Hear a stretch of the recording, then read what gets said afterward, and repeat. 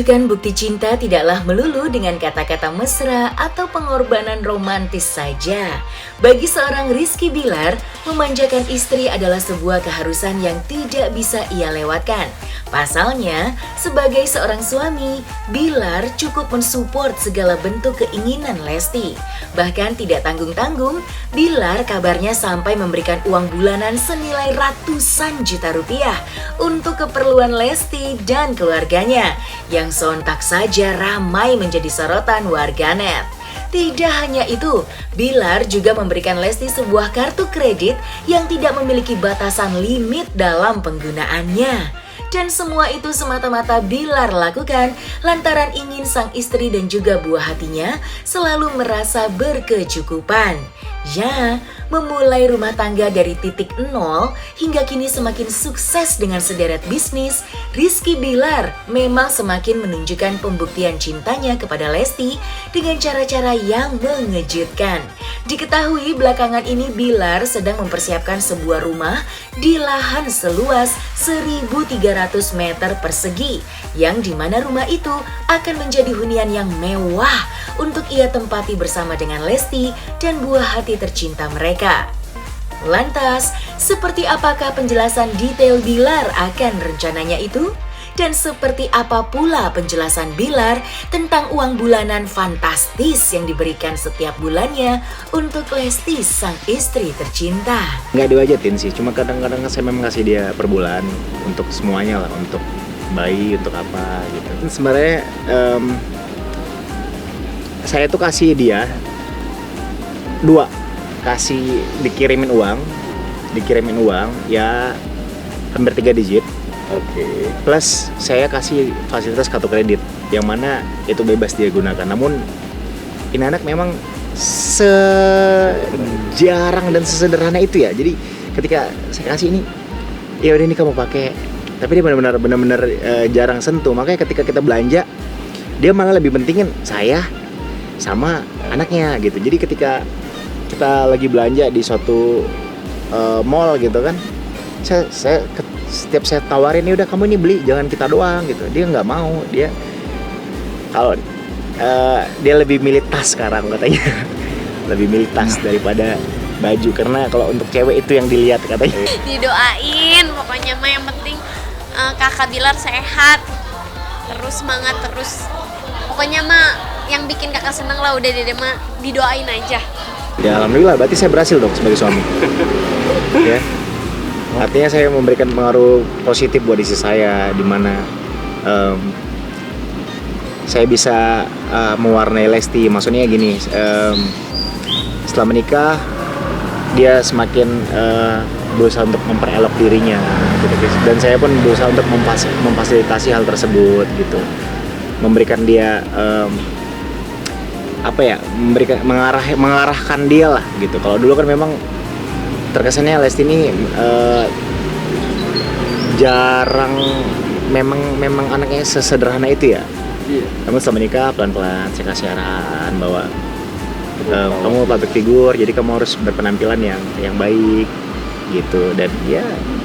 Dan memang aura seorang ibu juga kali ya, kalau itu kan sesuatu yang organik ya, tanpa harus didandanin. Kadang-kadang seorang ibu tuh memancarkan aura dari dalam gitu, dan itu yang saya lihat dalam diri Lesti. Selain memang dia perawatan, namun yang terjadi sekarang semakin cantik lah semenjak menjadi ibu. Jadi saya selalu mendukung apapun yang dia inginkan, apapun yang dia pengen untuk menunjang penampilan dia, saya pasti selalu dukung dan selalu support. Sebenarnya masih dalam tahap desain.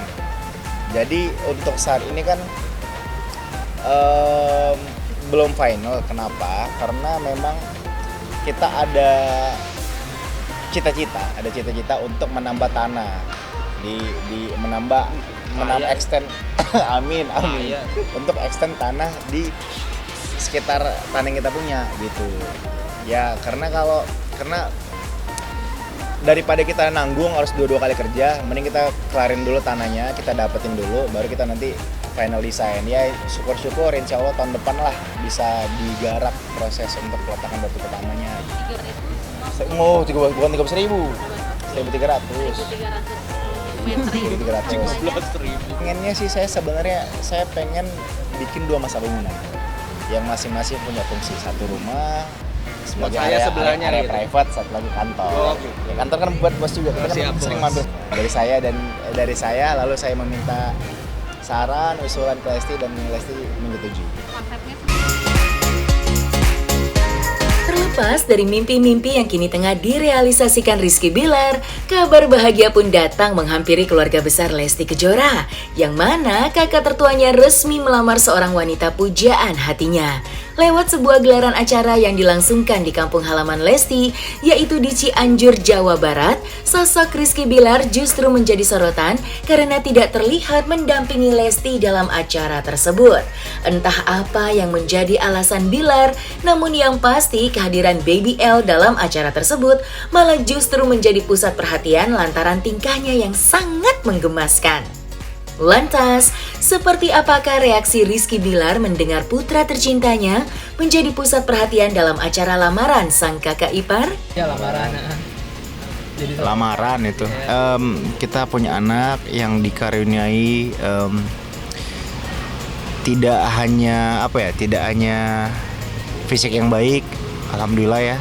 Namun juga dikaruniai sesuatu yang mungkin tidak banyak orang memilikinya, yaitu daya tarik ya. Karena ada orang yang enak dilihat tapi belum tentu punya daya tarik. Namun Abang El mempunyai segalanya, itu saya bersyukur banget ya. Dan juga bersyukur juga dimana artinya kan ini banyak orang yang menyayangi, banyak orang yang menyenangi. Ya mudah-mudahan bisa menjadi doa baik juga lah buat El nantinya gitu. Apa ya? Ya nggak nyangka juga kita punya bayi seresponsif ini ya, karena saya hanya melakukan kita melakukan sebagaimana orang tua lakukan pada umumnya gitu. Kita beri vitamin, beri makanan yang baik. Namun juga dan kita juga saat lagi hamil memang ya saya sebagai seorang ayah banyak berinteraksi juga lewat saat BBL masih di perut. Saya banyak berkomunikasi, berinteraksi. Mungkin itu juga yang menjadi dasar bagi dia sehingga bisa seresponsif ini gitu.